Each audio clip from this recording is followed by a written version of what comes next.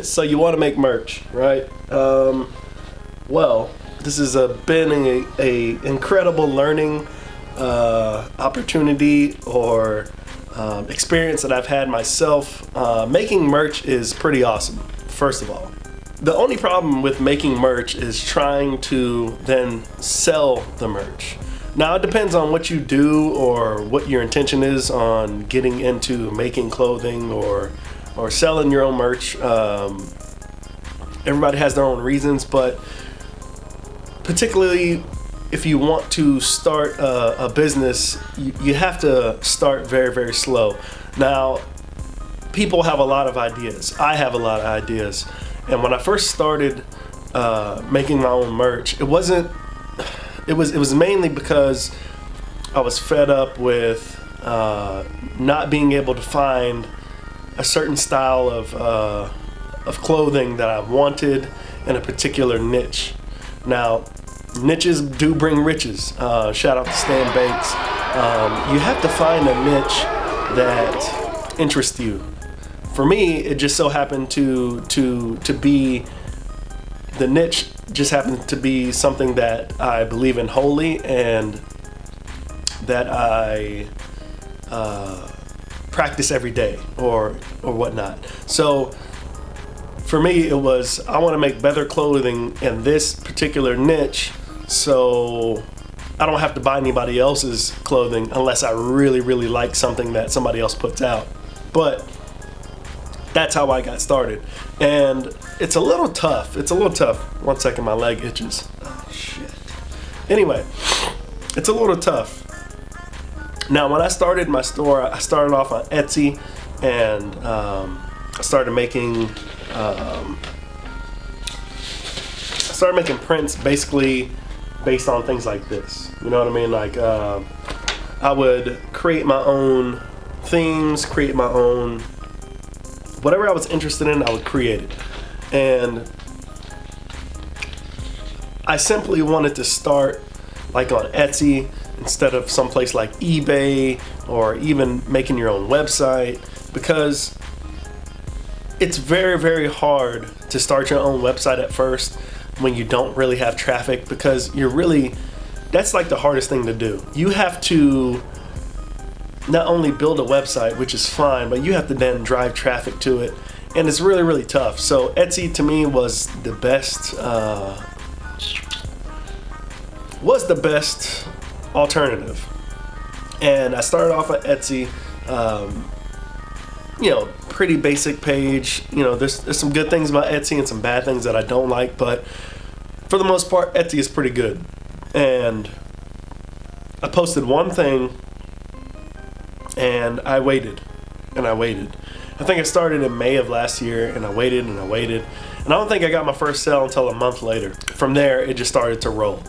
I would say what's tough about creating is when you have a ton of ideas, how to then organize those ideas and then put them out. So, for example, I've got a ton of shirt ideas. I got a ton of designs that I want to do, but I don't really know how to put them out, because you don't want to flood your market with a bunch of choices and then nobody knows what to pick.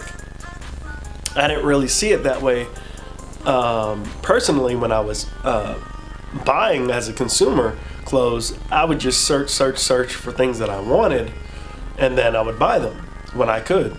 So it's kind of like a bait and switch. You want to be able to bring in people with certain designs, let them feed off that for a while before you jump in and start throwing them 10 more designs. You know what I mean? So that's been kind of tough, but other than that, it's been really, really cool. Now, I have clothing design choices. I have different types of artwork that I want to offer. And say you want to offer that too. My best suggestion is to start with Etsy.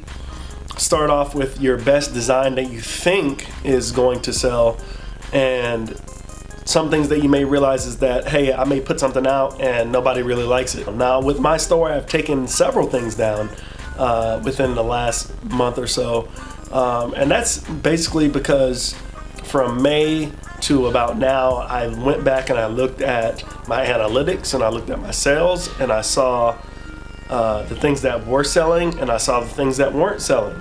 And I decided to take off the things that weren't selling, even though there were things that I liked. You know what I'm saying? I don't put up anything that I don't want to wear myself. Let's just put it that way. So even though there were things that I wore and things that I liked, there were things that weren't selling. And so when you do things like that, instead of being too proud and saying, oh, well, I'm going to keep that up because it's a really good shirt, you got to take it down. You know, it's not selling, so get rid of it. And that was my mentality. I really didn't want to do it, but I had to change my mind frame into a business mind frame and say, hey, it ain't selling, I'm taking it off. So that's one of the things that you gotta try to balance when you got your own when you have your own business. Now, starting an actual business was one of the best things that I've ever done, and it was a tough kind of process, especially here in Texas, simply because I had nobody. Well, I take that back. My dad helped me, walked me through the basics of applying for your business sale license, your tax ID, and all that stuff. It's just a convoluted process that is necessary, and once you get it, it is very, very helpful. And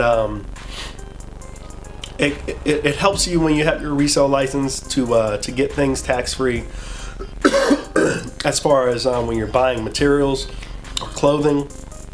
And one thing that a lot of people don't know, like, so if you're just starting out, everybody's probably going to go to like a place like Jiffy Shirts. What I realize is that when you go with certain products, they are very, very much expensive compared to if you had your resale license and your tax ID. If you go with another place like TSC or is it TCS? TCS or Bella Canvas or there's quite a few different distributors that utilize your tax ID. So when you go to places like that, you start seeing the materials a lot cheaper. So for example, a jacket that you may see on Jiffy Shirts sells for like $40. And then when you get a distributor with your tax ID, you may see a similar, if not the same jacket on sale for $23. So it gives you more options to be able to offer your customers a better price. Now, sure, you're just like, oh, I want to make as much money as possible, but the more affordable that you make it, the more successful you're going to be. You know, you don't have to make a $40 profit on every shirt. You don't have to do that.